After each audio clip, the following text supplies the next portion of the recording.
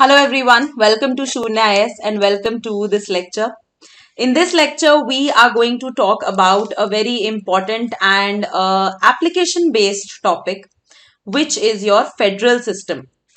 Now, please know that UPSC earlier did not ask a lot of questions which were application based. Like there were more factual questions, but lately what UPSC has been doing is it wants you to know a concept like federalism, and it wants that it should be able to test whether you know the concept in and out or not. Okay.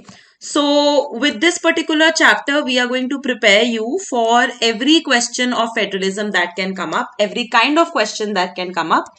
And just regarding the notes, let me just tell you how to make the notes if this is the first time that you are attending this. See, the goal is to get you some final notes for your revision, not the notes that you still have to collaborate and still have to work on. The final notes we'll give you.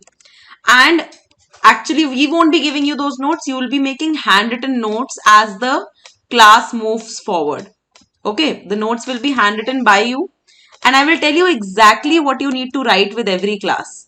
Okay, so make your notes in A4 size sheets. I always say that because you need to restructure your notes accordingly.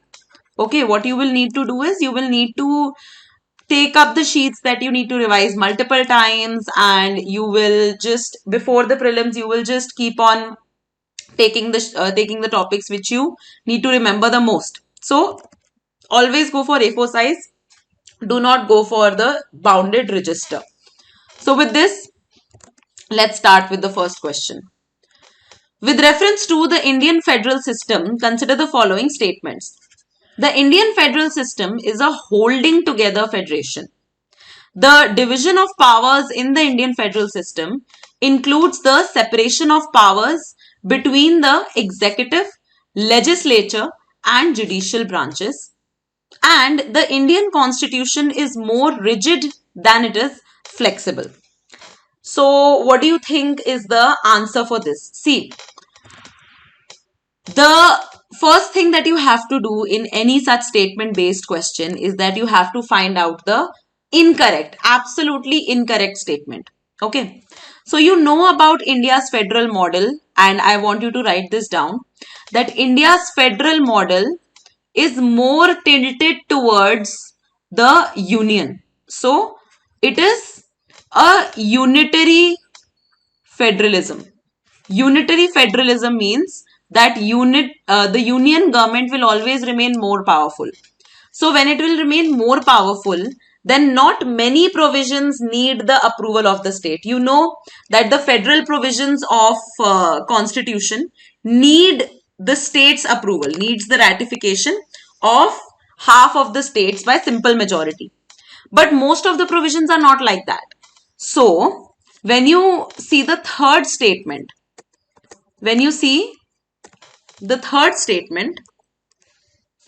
the Indian constitution is more rigid than flexible. This is actually incorrect because it is more flexible. Many provisions can be amended just with a simple majority, even provisions like amending the political map of India also, right? Political map of India under Article 2, under Article 3, they can be amended by simple majority. That means we are more flexible than we are rigid, and that's why the third statement is definitely incorrect. Then come to the first statement. Indian federalism is a holding together federation. Yes, and I want you to write it down in your notes. That just write down like this. India holding together. That means we are trying to hold together all the states in the form of a union, and Article 1 also says that we are a union. It doesn't use the word federal. Okay, so we are a holding together model. USA is a coming together model, right? The 50 states that are there in USA, they have all come together and they have decided to formulate USA. There were 13 states initially. Now there are 50. So USA is coming together, India is holding together. We all know how hard Sardar Patel and VP Menon have worked to actually create our entire union. We talked about it, right? So first statement is correct. Now second, our federal system does include the separation of powers between executive, legislative and judiciary. So that way it is in such a manner that every level of the government, the local government has local panchayati raj and the district courts and the subordinate courts. The state government has the state legislature and the high court, and the union government, they have the union parliament and the Supreme Court. So even the second statement is correct. So here the answer is only two. Okay. Only two statements are actually correct. So you have written down some things in your notes. Let's move on to the next question. With reference to the federal system in India, consider the following statements. India's federal system is primarily inspired by the Canadian model of federalism. The term federation is explicitly mentioned in the Indian Constitution. And in a holding together federation, powers are predominantly vested in the states. So which statement is absolutely incorrect? See the second statement. You all know federation word is nowhere mentioned. So second statement becomes absolutely incorrect. Now see the first statement, added to your notes, that our federation is not inspired by the US. It is inspired by the Canadian system. And in Canada also, the union is more powerful. Also write over here that USA is the oldest federation. United States of America was formed in 1887, right? It was formed in the United States of America. It was actually formed in 1787, not 1887, 1787 after the American Revolution. So 1787 it was US. Even Canada is a very old federation. It's not that a new federation. Canada was formed in 1867, right? So about somewhere about 80 years after the US federation was made. So first statement is correct, second is wrong. The third one, in a holding together federation, powers are predominantly vested in states. We are a holding together federation. With us, are the powers concentrated with the states? No. The powers are more with the union. So it becomes incorrect. So the answer is only one statement is correct. I hope there is nothing much to explain. Our union will always remain more powerful as compared to our states. And here I also want you to create a list in your paper, in your notes, that which are the union form of governments around the world and which are the federal forms of government. So, and because UPSC is asking such diverse questions, so that's why you should know. Our former colonial masters, Britain, it is a union government, right? It's a union form of government. So, no as such division of powers with the provinces or states. Even France is a union government. Okay, so Britain and France, they are neighbors. You'll be able to remember that. Then Japan is a union, or actually you call it unitary form of government. Fine. So Japan is also unitary. Then no guesses there. Of course, China is a unitary form of government. Then Italy is also, Italy you would be knowing, recently revoked itself from the Belt and Road Initiative. Italy is also a union form of government. Okay. Then countries around Europe, Belgium. Belgium is a unitary form of government. Norway is a unitary form of government. Sweden is a unitary form of government. Right. And even for that matter, another of their neighbors, that is Spain. Like Britain, France and Spain, they are all unitary form of government. So when will a unitary form of government be created? When there is no threat as such of federations wanting to have a lot of power. Okay, so there is not a lot of diversity. There is no diversity as such that you have to cater to. Federal model has to be catered to because there is diversity and everyone demands their rights, and that is why federal model is needed. So federal model is there in US, it is there in India, it is there in Canada. We know that. Even for that matter, it is there in Australia also. One very surprising entry that you will be really surprised about is actually Russia. Russia actually has a federal form of government, and Argentina. So these are some renowned countries which are federal in nature, although India and Canada, let's say, they're not completely federal, but then they still have division of powers. Constitutional division of powers is there. So that's why they're called federal. So now that you've made the list, let's move forward to the next question. In the context of India's federal system, which of the following statements is correct?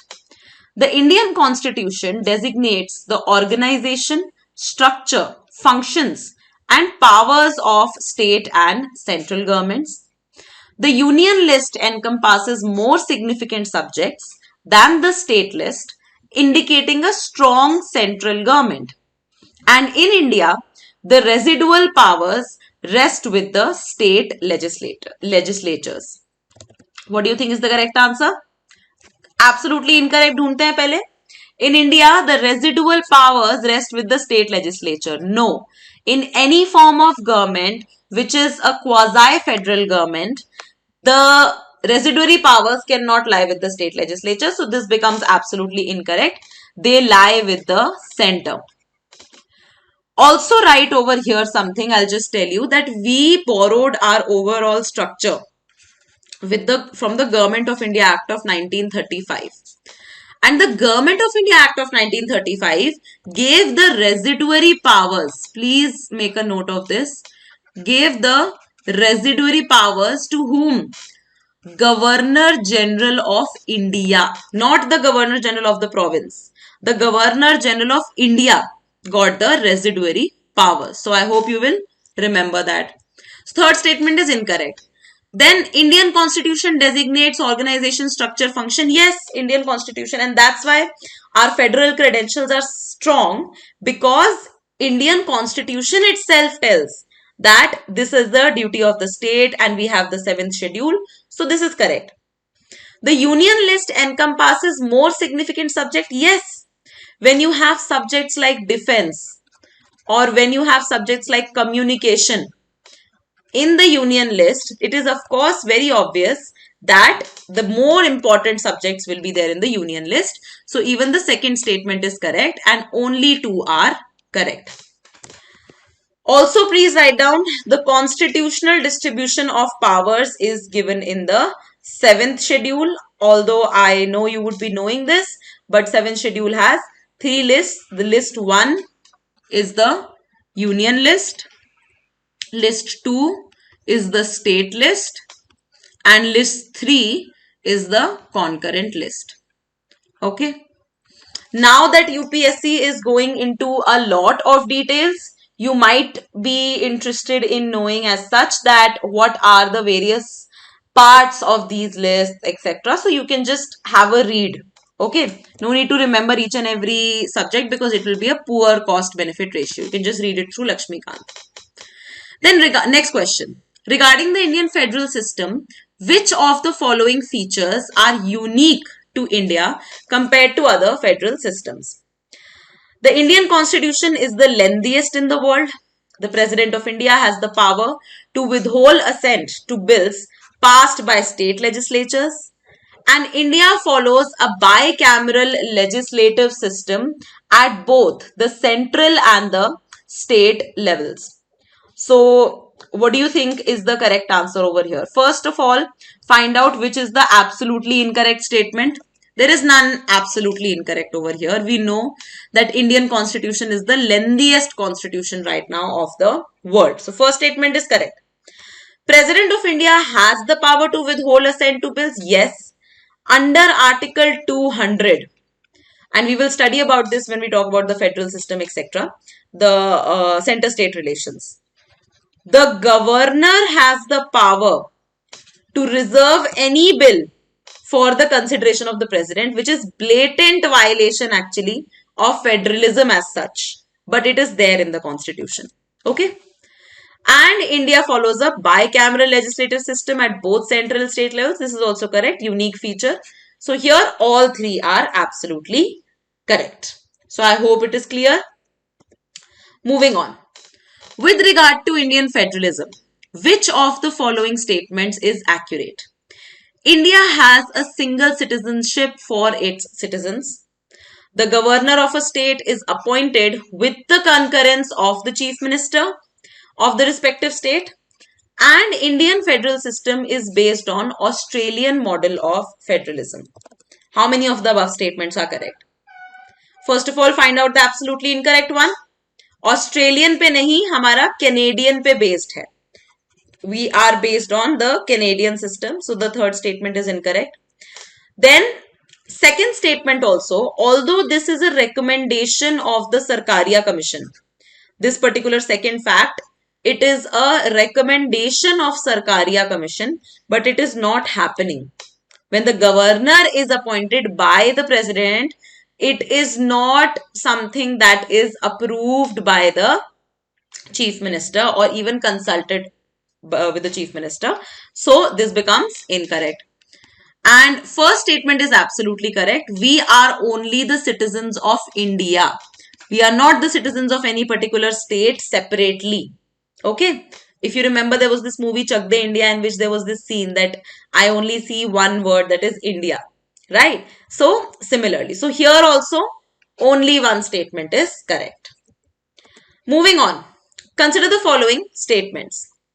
The power of the president to declare a state of emergency, the existence of all India services recruited by the central government but serving both in the center and the state government, and governor's veto power to work over state bills. Right. Now this question is overall missing. The statement over here should be, how many of the above statements are correct with respect to Indian federalism? With respect to Indian federalism, what this question is asking you is that how many of these above features define Indian federalism for you? So now see it statement by statement. President can definitely declare a state of emergency in a state under Article 356. We are aware of this. So this is a feature and this is correct. Then existence of all India services is also there under Article 312. In fact, you are preparing for all India services, right? That is there. Then governor's veto power over state bill is also there, right? Article 200 is presidential reference, and overall also governor has to give assent to every bill that is passed by the state legislature. Otherwise, so I hope this is clear and there is no doubt. All the three statements over here are features of Indian federalism. So C is the correct answer, right? Let's move on to the next question. Which of the following methods can help strengthen federalism in India? Please remember the definition of federalism. It's the sharing of power between two or more levels of the government. Ensuring greater representation and participation of states in national decision making. Addressing regional imbalances and inequalities through special assistance. And reducing devolution of powers and resources to the states. Which of the following will enhance federalism in India? So find out the absolutely incorrect one. Third is absolutely incorrect, because if we reduce the powers, federalism is weakened. So this is incorrect. First one, absolutely correct. That is why we have, for example, GST Council. That is why the Planning Commission was scrapped, because Planning Commission as such did not have a voice of the states, right? So this is correct. Second one is also correct. Like if we have bodies, let's say like the Interstate Council, the job of these kind of bodies is to make sure that states actually become powerful and states, overall the regional disparity reduces and there is better coordination overall. So here only 2 statements are correct. I hope this is clear and there is nothing much to explain over here. Next statement. With respect to the promotion of federalism in India, which of the following institutions play a crucial role in effectively promoting cooperation between the center and the states? है ना? The question is, which of the following institutions is helping center and states to coordinate with each other? The Supreme Court, the Finance Commission, the Niti Aayog, and the Interstate Council. Just think about it very carefully, because these kind of questions can trick you into it. Okay. You have to know the exact provisions to mark one particular statement as correct. So for example, Supreme Court here is correct. And there is a very specific reason why it is correct. Because of Article 131. We'll study about it in Supreme Court. That Supreme Court has the original jurisdiction in resolving any kind of dispute between the center and the state, right? So this is correct. Finance Commission also is correct, because Finance Commission is distributing the resources between center and states. So this is correct. Then see the third one, Niti Aayog. Even Niti Aayog helps to coordinate, and Niti Aayog has a Team India wing. Niti Aayog has a Team India wing, and it is not a unilateral body as such, although it is an executive body, but still it is more decentralized than the Planning Commission. So it is correct over here. And Interstate Council, under Article 263, it is meant to improve the federal relations overall. So all the 4 are correct. If the question would have been which of the constitutional bodies or which of the statutory bodies help, then that would have been different. Niti Aayog would not have been a part of it. Okay. So that is there. Next one. Consider the following statement about reason for adoption of federal system. These kind of questions are coming now. To maintain unity and integrity of India due to the colonial experience of the system, to manage various regional aspirations, and to provide equal representation to all the states in parliament. Now, the thing is, the question is asking you for the incorrect statement. So please make sure that you mark only the incorrect statement. So the first statement is actually correct. The unity and integrity of India has to be safeguarded. That is why federalism is there. And that is why strong union is there. So this is correct. For the question perspective, this is incorrect. So keep that in mind. Second, due to colonial experience. See, I just told you a few minutes back that in the Government of India Act 1935, who had the residuary powers? It was the Governor General of India. When these kind of provisions wherein states do not have any power over their list, these are centralizing provisions. So colonial government was never really federal in nature, and that's why colonial experience is not the reason why federalism is introduced in India. So this is incorrect. Then to manage various regional aspirations, yes, we want to have equitably developed regions. That is why we have federalism. And to provide equal representation to all the states, no. We do not have equal representation in all the states, of all the states in the Rajya Sabha. The US has this provision of having 2 states for every province, but not for India, right? So here incorrect statement is asked. Even if the correct was asked, the answer would have been only 2 statements are incorrect and only 2 statements are correct. So I hope that this is clear. All right. Now, I want you guys to make a few notes along with me, right? We have done the questions, and now I want that the federal provisions and the unitary provisions, you make a list of these provisions so that when you get questions on them, you don't do them wrong. Okay. So, there are 2 lists of things. One is what provisions of Indian Constitution are unitary in nature and which provisions are federal in nature. and UPSC has asked multiple times about these kind of questions. These are application based questions. So please make a list with me. What are the unitary provisions? The first is that we have an integrated judiciary, right? The senior most court of the entire country is Supreme Court of India, and not like US wherein every state has its own Supreme Court, right? High court still have its my-bap over Supreme Court. So integrated judiciary is a unitary feature. Another unitary feature is single citizenship. This is not there in US. US में every citizen is a citizen of the Union of the Federation also, the United States of America, and the particular states also. Then if you talk about the power distribution